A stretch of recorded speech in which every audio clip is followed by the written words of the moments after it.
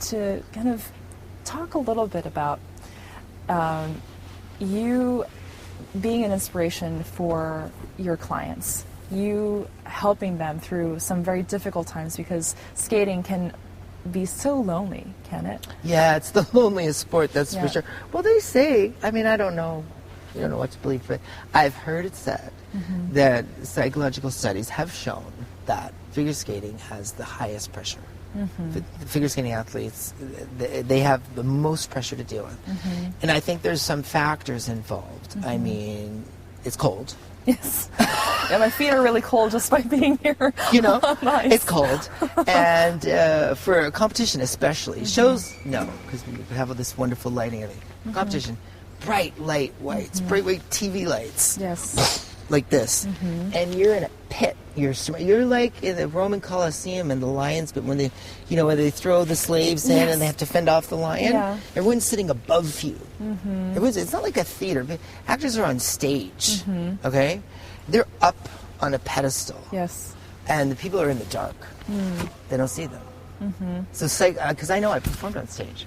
We did Ice Capades at the Tropicana Hotel in Atlantic City, in the showroom. Oh, wow. Like on tank ice like this, on this 45-rupee stage. It was amazing. Totally different. To be up above people, oh my God. It's so psychological. David takes his aunts to a special place in his heart and soul.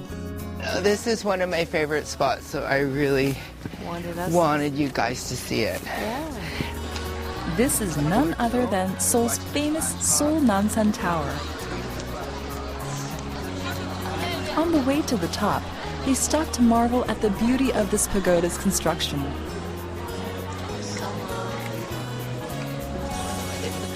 It's amazing. It really, truly is amazing. It's so colorful. I didn't expect it to be so colorful. And what do you know? They're just in time for a movie being projected onto the tower. Rather unfamiliar with Korean culture, his aunts nod their heads to David's explanations. You can't visit the Seoul Namsan Tower and miss the love padlocks.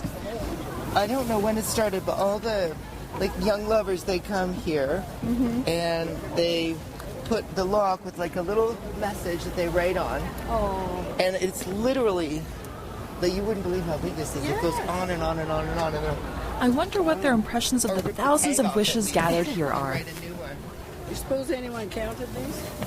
I feel loved. No, I feel the spirituality around here.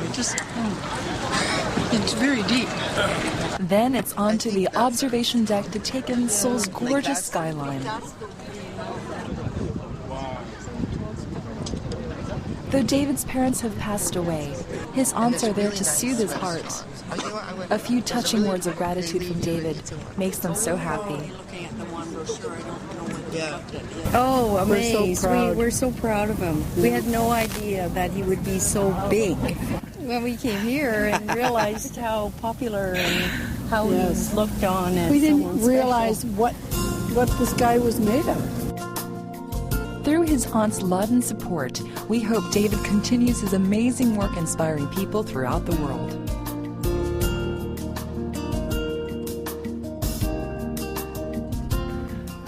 Choreographing for me, it means so much. It's a great joy. It's continually a cathartic experience for me. It's always like I'm teaching myself, or that little boy that I used to be, with all the things that I try to help people with. I can find something that relates back to me. So it's kind of therapy for me. I feel like I'm one of those lucky people, like I found my calling somehow.